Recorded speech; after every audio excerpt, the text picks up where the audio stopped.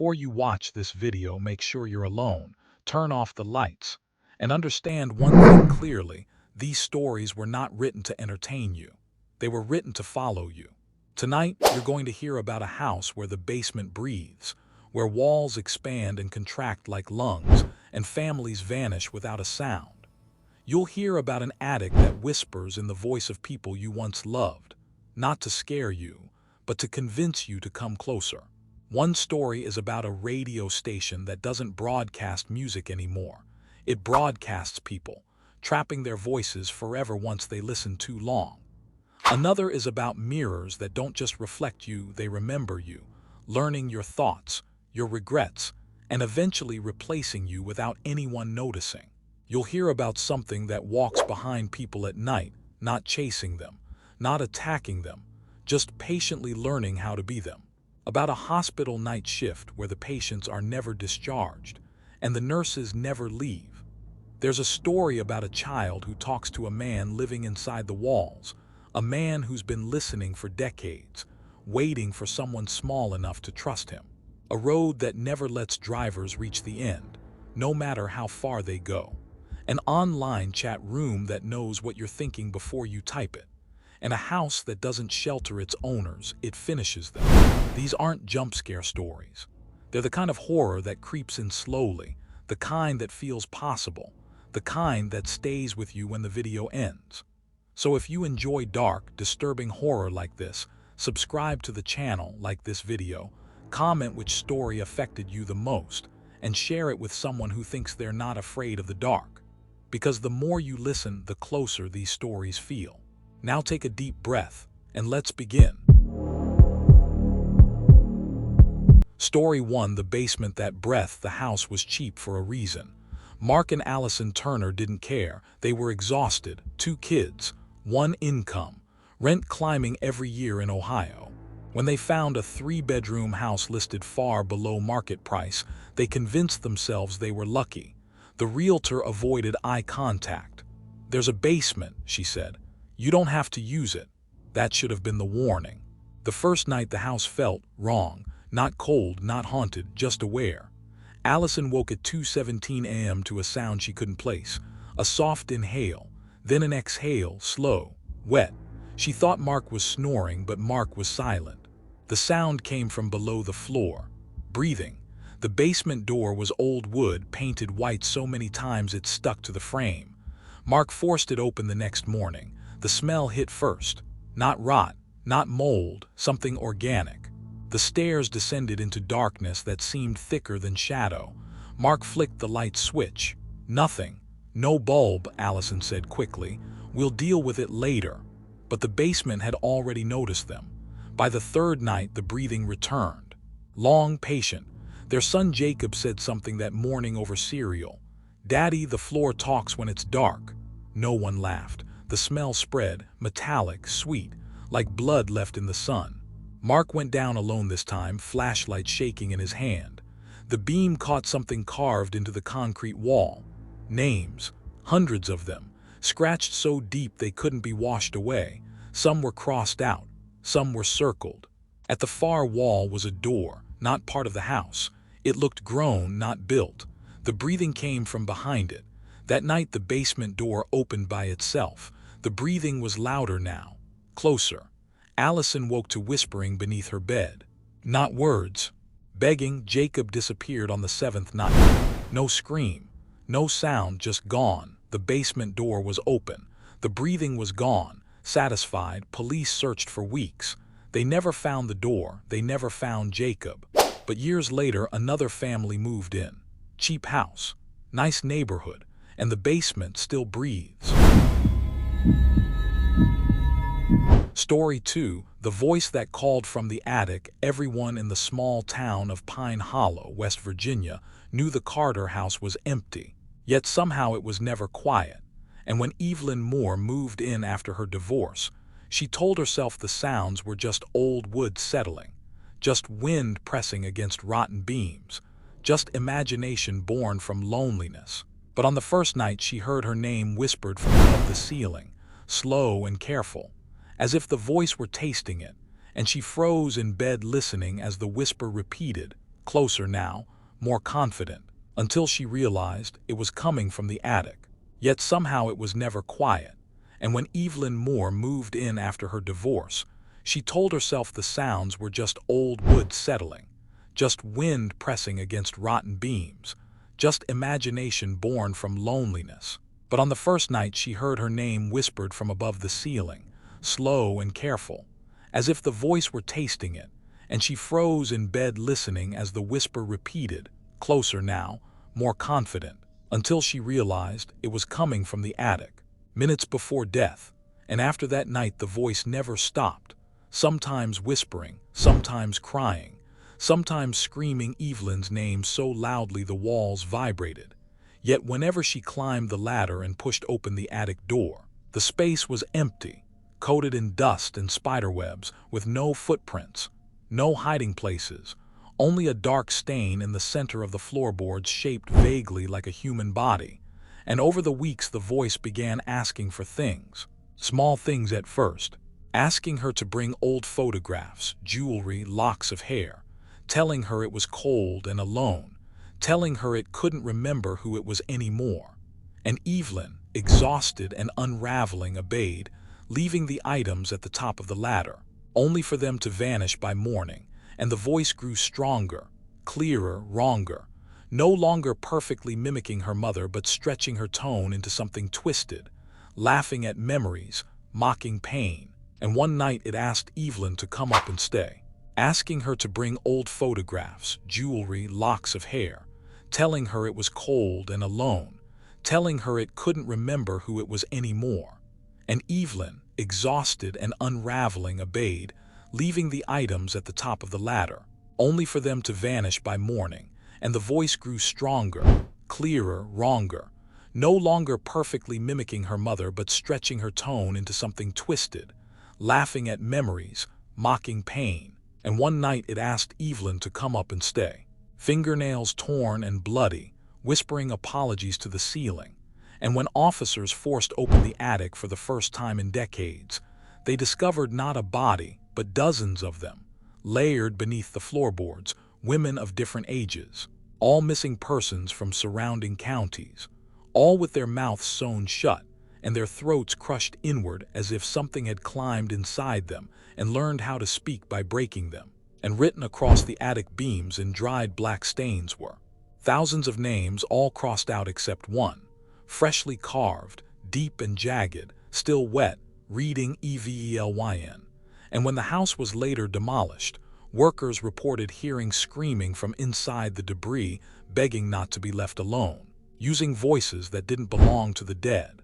And to this day, locals swear that if you pass the empty lot at night and listen carefully, you can hear a familiar voice calling your name from above, sounding exactly like someone you once loved, someone you'd do anything to hear again, someone who knows your secrets, waiting patiently for you to answer.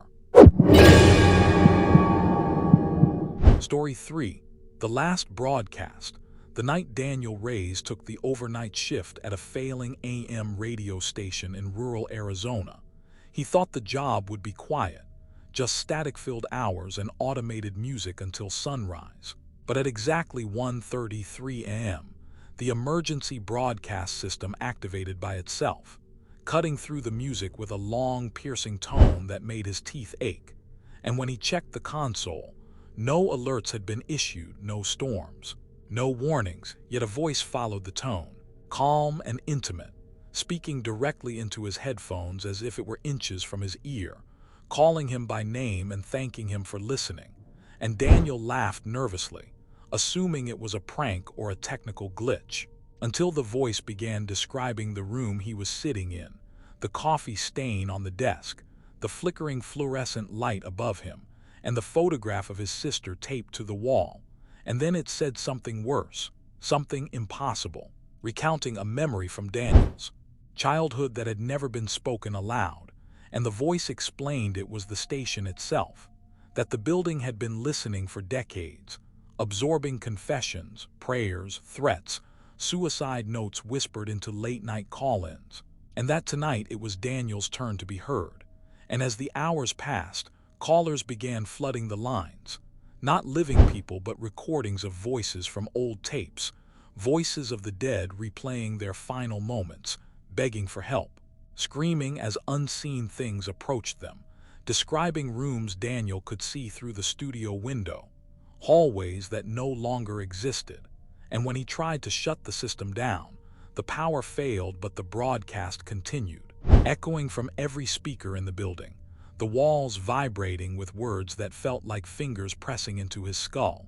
And the voice told him the truth, that every overnight host before him had stayed too long, had listened too closely, and had eventually been folded into the signal, their bodies found days later miles away with radios growing from their mouths, their vocal cords shredded as if torn out by sound itself.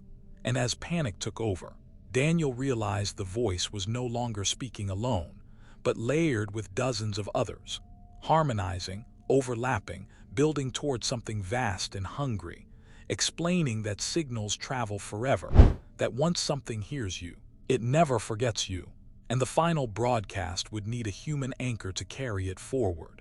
And at 4 a.m., when a maintenance worker arrived early and found the studio empty, the microphone was still warm, the chair spinning slowly, and the radio was broadcasting a new voice, steady and familiar, calmly welcoming listeners to the overnight show, introducing himself as Daniel Reyes, asking them to stay tuned, because once you start listening, the station never lets you go.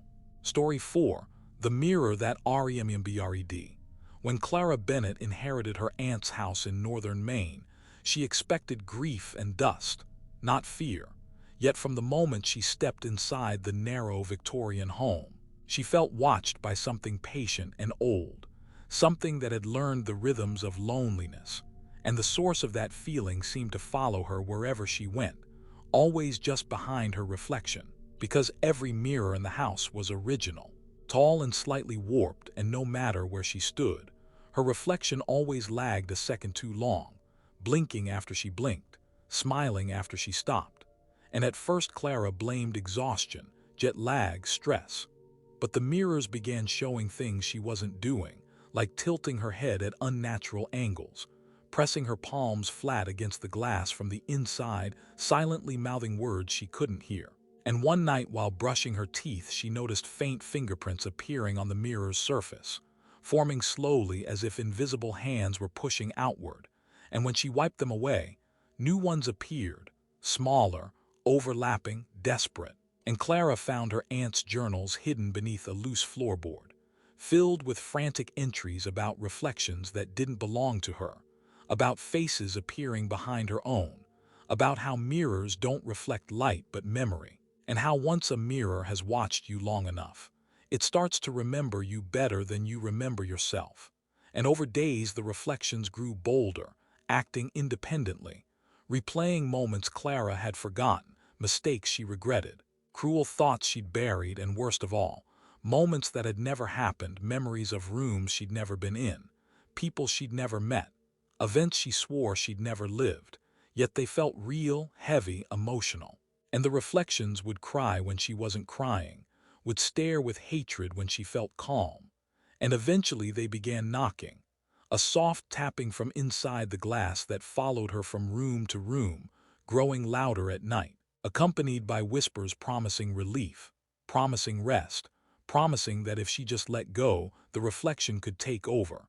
And Clara learned the truth buried in her aunt's final journal entry, that the house didn't kill its occupants. The mirrors did, slowly erasing them by copying them perfectly, memory by memory, flaw by flaw, until the original no longer mattered. And one stormy night, as the power failed and the house filled with darkness, Clara saw every mirror glowing faintly, filled with versions of herself smiling in perfect unison. And when the glass finally cracked, she felt hands pull her forward, felt her thoughts slip away like water through fingers. And weeks later, neighbors reported seeing Clara living quietly in the house, polite, calm, unchanged, except for one detail no one could explain, because whenever she passed a mirror, her reflection didn't move at all. It just watched, waiting, as if remembering someone who used to be there. Story 5. It Walks Behind You. Nathan Cole first noticed it during his evening jogs through his quiet Colorado neighborhood, a feeling not of being watched but of being followed, as if something had perfectly matched his pace just out of reach of his senses, and whenever he stopped suddenly, heart racing, he could swear he heard a second set of footsteps stop a fraction of a second later. Yet when he turned around, the street was always empty, streetlights humming, houses dark, and his shadow stretching too long behind him. And over time the feeling grew heavier, more deliberate, following him everywhere, not just at night but in crowded grocery stores, busy sidewalks, even inside his own home, always behind him, always close enough that he could feel its presence like warm breath on the back of his neck. And Nathan began to notice small inconsistencies, like reflections in windows that didn't match his movements exactly, or security cameras that glitched only when pointed behind him. And one night while researching sleep disorders and paranoia, he found an obscure online forum filled with posts from people describing the same sensation, the same certainty, and all of them used the same phrase without realizing it.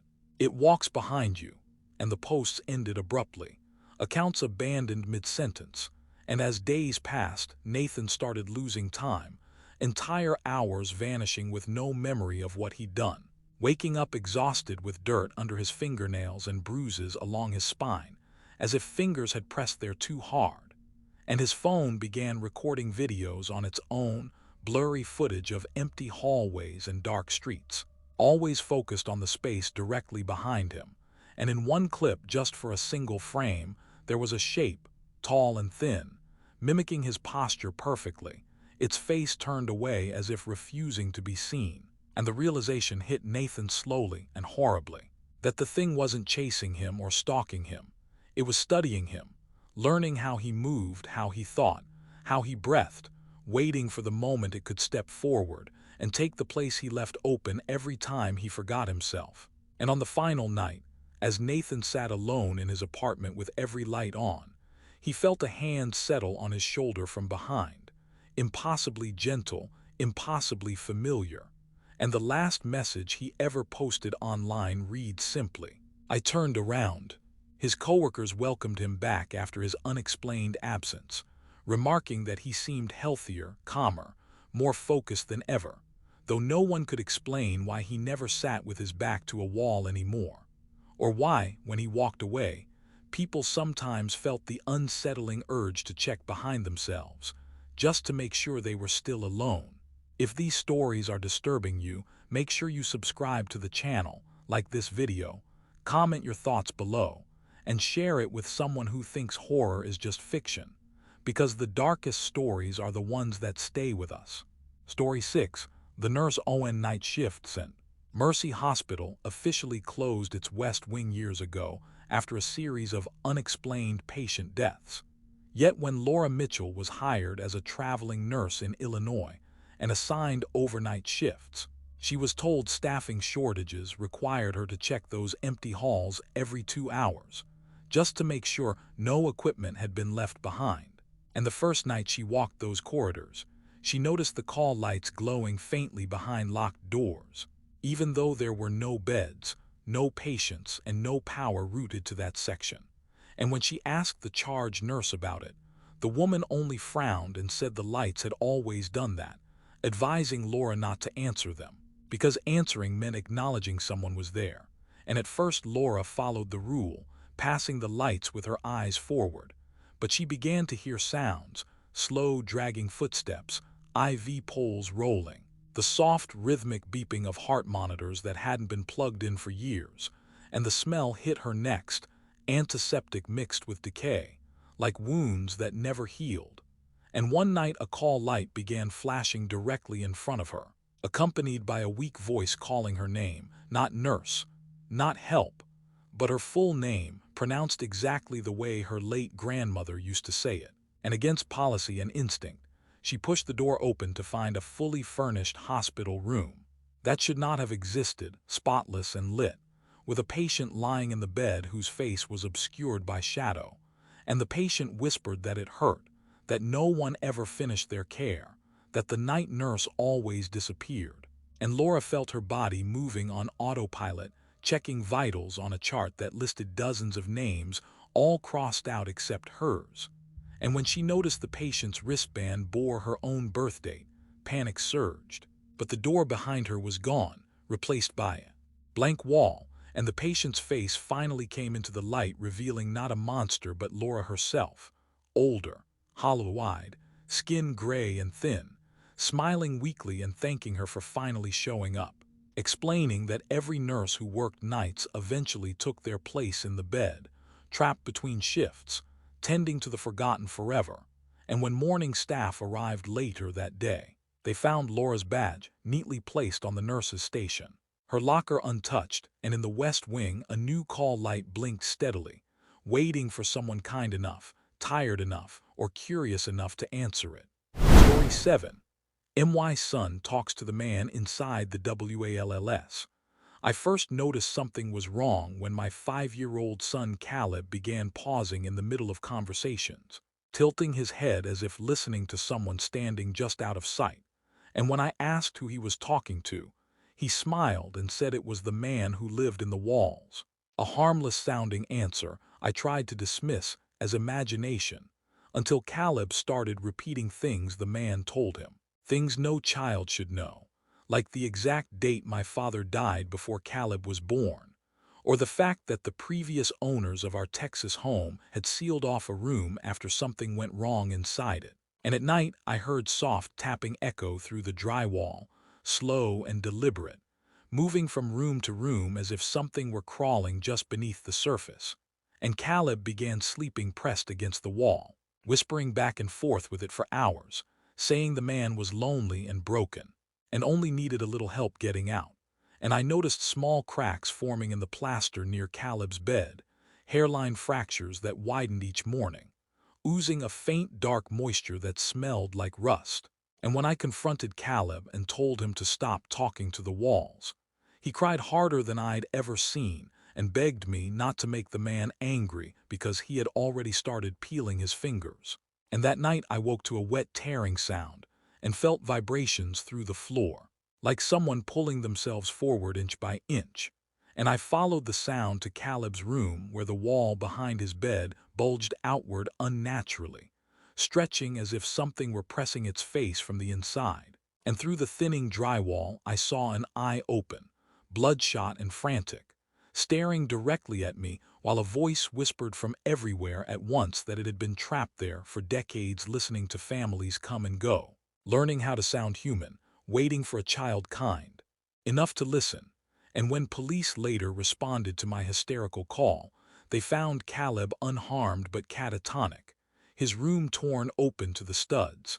And inside the wall cavity they found handprints layered over one another, hundreds deep, leading toward a space that shouldn't have existed. And the house was condemned soon after. But Caleb still talks in his sleep, whispering apologies to empty corners, because he knows the man is still there, still listening, that we sealed him back inside. Story 8. The Road That Never Ends. Ethan Parker thought he knew Highway 117 better than his own heartbeat, because he had driven it every night for years as a long-haul trucker cutting through Nevada's emptiest stretches.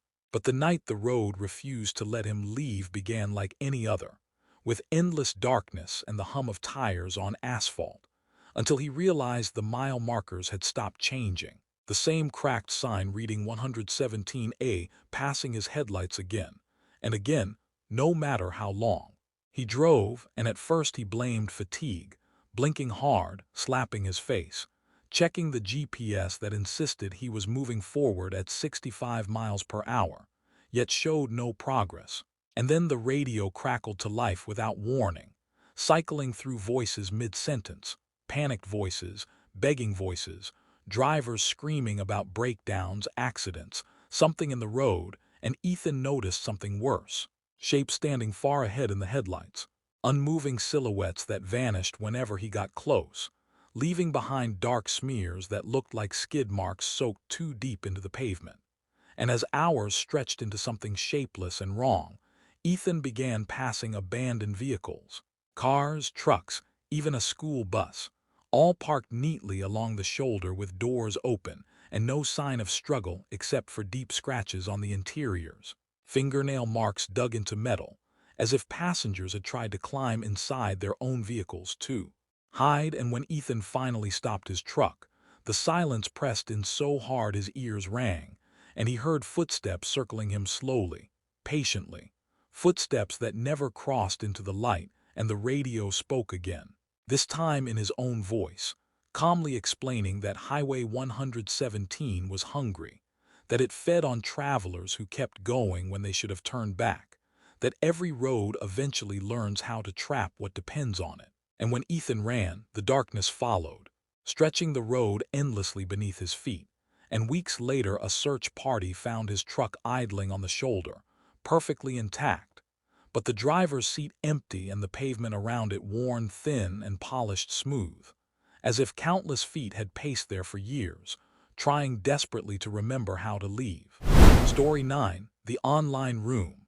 When Melissa Grant joined an obscure online chat room advertised as a place for people who couldn't sleep, she expected harmless conversation and quiet companionship, not the slow erosion of her reality, because the room had no usernames, no profile pictures, just a blinking cursor and messages that appeared without warning. And at first they were comforting, strangers talking about insomnia, stress, fear of the dark, but soon the messages began responding to Melissa's thoughts before she typed them, answering questions she hadn't asked, finishing sentences she'd only formed in her head, and one user began addressing her directly, describing her apartment in exact detail: the chipped mug on her desk, the loose floorboard near the bathroom, the sound her refrigerator made when it struggled at night.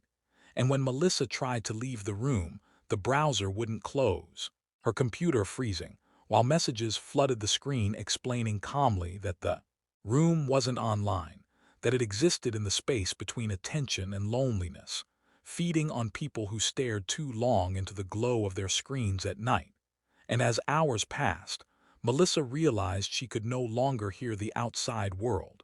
No traffic, no neighbors, no city sounds, just the soft clicking of keys she wasn't pressing. And the room showed her images next, grainy photos of people staring at screens just like her, eyes hollow, faces frozen in expressions of dawning horror, and on. By one, the images went dark as the chat announced they had timed out. And when Melissa screamed for help, the room reassured her gently that she wouldn't be alone much longer, that she would become part of the conversation. And days later, her family found her apartment untouched, her computer still on, displaying an empty chat room, except for one new message that appeared as the screen dimmed, reading simply, "Welcome, everyone, she's finally listening." Story 10. The House That Finishes.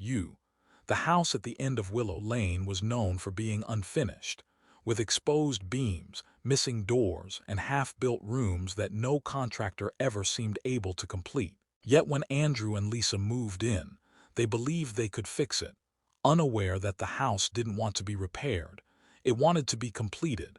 And from the first night they heard hammering echo through empty hallways, nails driving themselves into wood, walls shifting subtly when no one watched, and the house began changing to suit them, adding a closet exactly where Lisa always wished for more space, narrowing doorways where Andrew brushed his shoulders, shaping itself around their habits. And then it began taking pieces of them, Andrew's reflection missing for seconds at a time, Lisa forgetting words mid-sentence, their shadows lagging behind. And when they discovered a room that hadn't existed before, sealed behind fresh drywall, they found blueprints inside detailing the house's final stage, labeled with their names, showing rooms shaped like organs, corridors curved like spines, and at the center, a space marked occupants. And the truth came too late that the house was never meant to shelter people, but to absorb them, using their lives to finish itself. And when authorities eventually investigated after neighbors complained of non-stop construction sounds, they found a perfect house, beautifully finished, warm, inviting, and empty, except for faint impressions in the walls, like faces pressed just beneath the surface, finally at rest. If you made it this far, understand this clearly. Horror doesn't always scream. It whispers, it waits, and it blends into the ordinary until the moment it decides to show itself. And the most disturbing stories are the ones that feel possible, the ones that linger after the lights come back on. Because fear doesn't end when the story does. It follows you into quiet rooms, empty roads, glowing screens, and places you thought were safe. If these stories affected you, take a moment before sleeping tonight, leave a light on, step away from the screen, and remember that imagination is powerful, but awareness is stronger. And if you enjoy this kind of deep, disturbing horror, let us know what haunts you most: houses, roads, technology, hospitals, or something far worse.